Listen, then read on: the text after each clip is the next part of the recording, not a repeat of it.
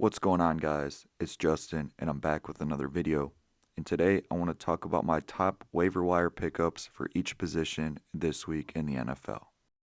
So to start it off with the quarterback position, my top QB of the week is Justin Fields, and he's owned in only 60% of leagues. Now I am a Justin Fields hater, but he definitely proved me wrong this week. He played very well against a good Steelers defense, and he should be owned in every single league moving forward. He's unowned in my league, and I feel like an idiot for not picking him up. Michael Penix is another QB to look at, as he's owned in only 35% of leagues. He threw the ball 42 times for 298 yards, added in a few scrambles, and totaled 2 touchdowns. I'm not sure if he's going to throw the ball 40 times a game, but this is another guy that should be owned in most, if not all, leagues. The third guy on my list is Trevor Lawrence. Now, he did not play well at all in Week 1, but he does have a favorable matchup against the Bengals in Week 2. The Jaguars should have to score some points, and if you're streaming quarterbacks, look out for T-Law, as he's owned in only 47% of sleeper leagues. Another streaming option is Joe Flacco, as he's owned in only 11% of leagues. The Browns take on the Ravens, Packers, and Lions over the next 3 weeks, which should induce a lot of throwing. I started him in a Superflex league this week, and he actually played alright, but his wide receivers essentially gave him 2 interceptions. I think he's a solid streaming option if you don't have anything else. Daniel Jones is another guy that played really well in Week 1, and he's only rostered in 10% of leagues. He does play the Broncos, Titans, and Rams in the next 3, so maybe there are better options, but it's someone to keep an eye on. The last quarterback I want to talk about is my guy, Aaron Rodgers. He looked great in Week 1. I think he's fully removed from the Achilles injury, and he should be a solid streaming option even if he only plays 75% as well of Week 1 moving forward. Moving on to the running back position, this is probably the thinnest group of the week, but Dylan Sampson is my number 1 pickup. He's owned in 52% of leagues and was the Browns' primary running back in Week 1. He wasn't all that great on the ground, but nobody for the Browns was. But he did have 8 catches for 64 yards, essentially taking over the receiving back role. He could play a solid role in an offense that should be pass heavy, and he pairs well with Joe Flacco, and he should still be a player once Judkins returns. Jaden Blue is another guy that should be absolutely rostered. He is rostered in 60% of leagues, but I would look out for him in yours. I'm a Javonte Williams hater, and I could see Blue taking over the Cowboys' backfield when healthy. Moving on, Trey Benson is owned in 54% of leagues, but he's going to play a role in the Cardinals' backfield. He played about a third of the snaps, and he would be a big-time fantasy asset if James Conner were to go down. These last few guys are really deep, but I still want to mention them to give you guys options. Brashard Smith is a guy that could start seeing more work over the course of the season. Isaiah Pacheco looked very bad in Week 1, and is Kareem Hunt really going to be the guy at 30 years old? I don't know. I wish I had an answer for you. But Brashard Smith is someone to keep an eye on. Kenneth Gainwell is the clear number 2 in Pittsburgh. He had 7 rushes and 3 receptions, and the Steelers seem to like him a lot more than Caleb Johnson. Check my receipts. I knew this was going to happen. Jalen Warren was the lead back, but this is something to keep an eye on, and in case of any injury, look out for Kenneth Gainwell. Tyler Algier is always going to end up on this list. Even though the Falcons have Bijan, Algier is always going to get some work. Big time handcuff for Bijan owners. Lastly, I have another handcuff, and this is DJ Giddens. The Colts used him a lot in their blowout fourth quarter, proving that he's the clear number 2 behind JT.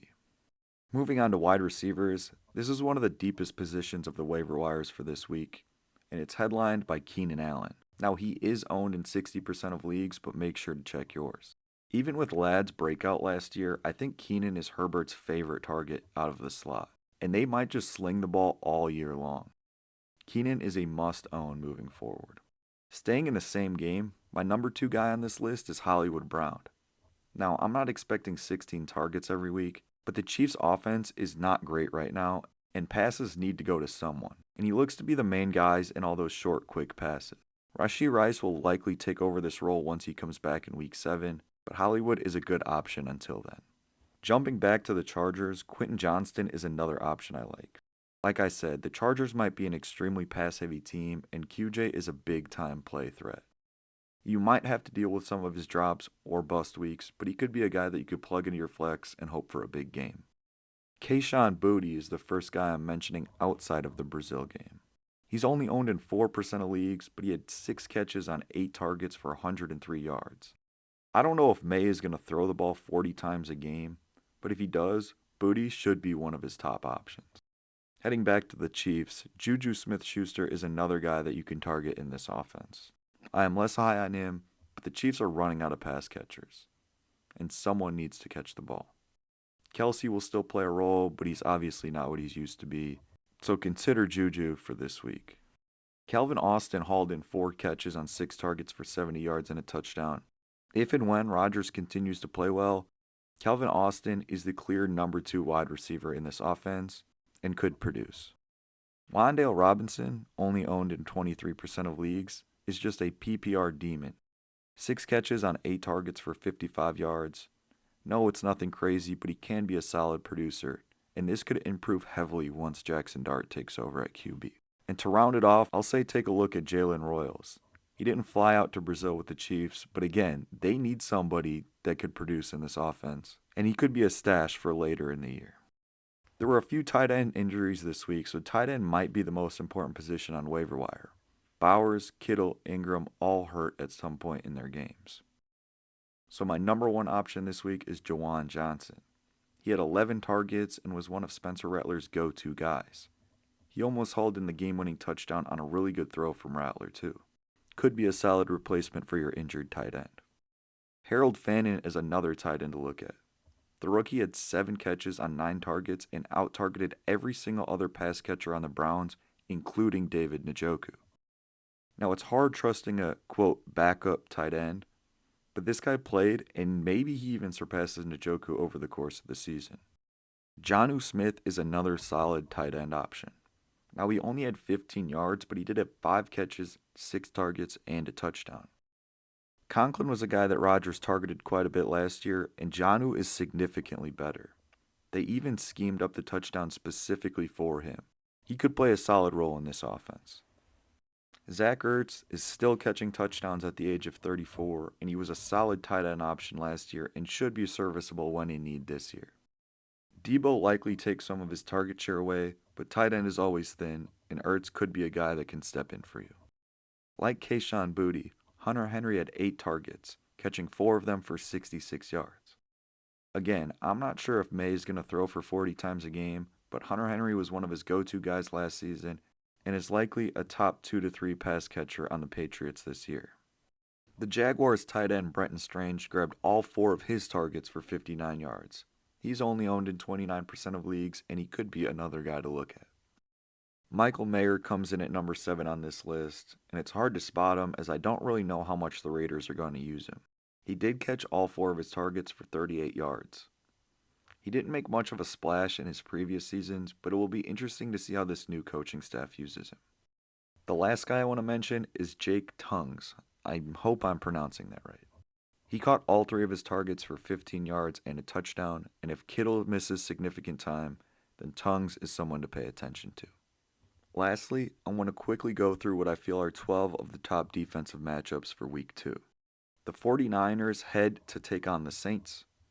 The Broncos head to Indianapolis to take on the Colts, and it will be interesting to see what Daniel Jones does in that game. The Ravens host the Browns. The Rams head to Tennessee to take on the Titans. The Steelers take on the Seahawks at home.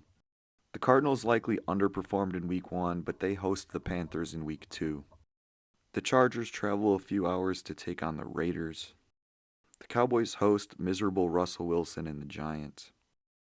The Patriots travel to Miami to take on the miserable Dolphins. The Bills take on the division rival Jets. I'm recording this before the Vikings game, but they host the Falcons in Week 2.